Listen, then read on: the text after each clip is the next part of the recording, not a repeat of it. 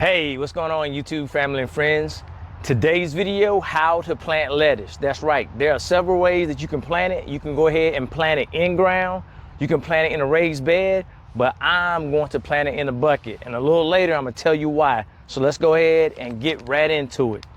First thing I'm gonna do, I got my bucket upside down and I got a trash bag at the bottom because I wanna make sure when I drill these holes that I catch all the debris. So let's get at it.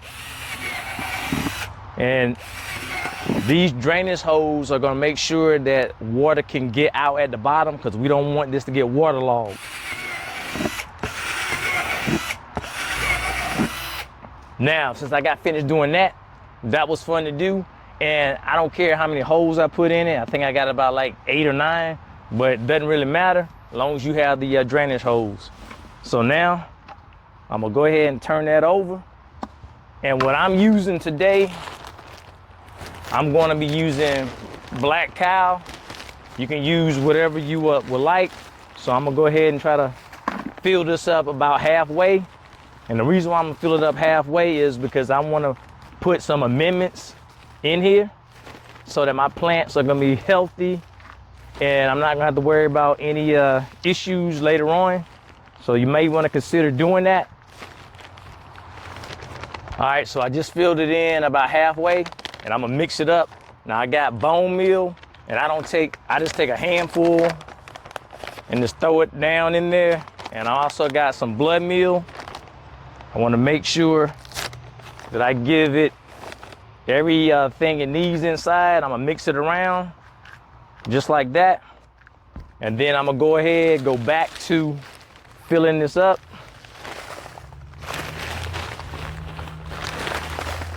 I probably should just go ahead and pour it in just like this the rest of the way.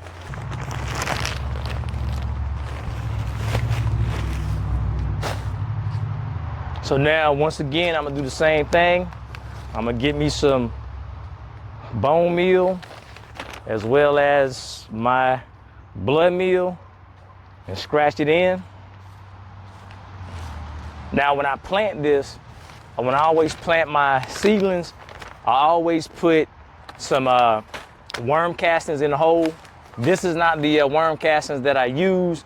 I'm gonna put it down in the description. I use Vermistera worm castings. I'm in the process of buying some now so that I can give my plant everything what it needs. And these mosquitoes flying all over. So let me put this hood back on my head because they're getting on my nerves.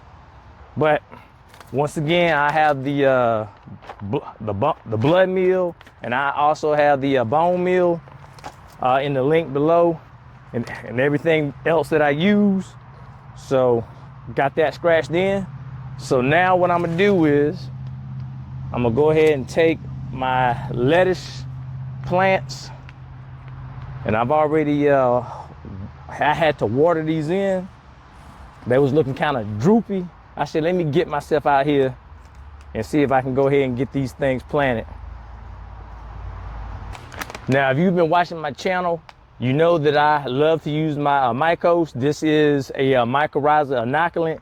This is gonna help this plant uptake all the nutrients, uptake all the water. So that's why I use it. It's good stuff. If you don't want to use it, you don't have to, but this is what I like to do. So I got that in there. And in that planting hole, I forgot I would have placed my worm castings in. So I'm gonna go ahead and put some around it. The other worm castings is a lot better. This thing has a lot of chunks and rocks in it. So I wanted to try it and experiment with it. But my go-to is my Vermistera. All right, so what I'm gonna do, I'm gonna scratch out another hole in a second, and I'm going to plant this in, and then I'm gonna tell you some of the benefits of why you might wanna use a bucket like this, because this is awesome. I know it's container gardening, but it is so amazing, all the benefits, and I'm gonna go ahead and tell you what that is right now. Trying to make sure I don't break these up. Now, I have a pest issue. I just found that out in my garden that I think the rabbits are back because they're eating all my brassicas. So with the bucket, all I have to do is if I see that I'm having issues with the pest, I can put this higher up. I can move it on top of something that I know the rabbits can't get to. So that is a great benefit. If it's too hot, you know, when you plant them in the garden or in the raised bed, you can't move that raised bed and you can't move the ground. So these things have handles on it. So all I got to do is just pick this up and move it around wherever I want it to go. So I think that's a big advantage to keep these animals off your vegetables. And if you don't have a lot of growing space and you still want to grow, you can use this for your patio. So those are win-wins. All right, so when I get finished, I want to move that out of the way. I want to take this. Let me see, I might go ahead and try to be greedy. I'm gonna go ahead and try to put one more in. So bear with me a second. Now, I've never done this, but I saw a local gardener. She had the buckets on display. She was actually on the news. And once I saw it, I say, oh, I'm going to try this.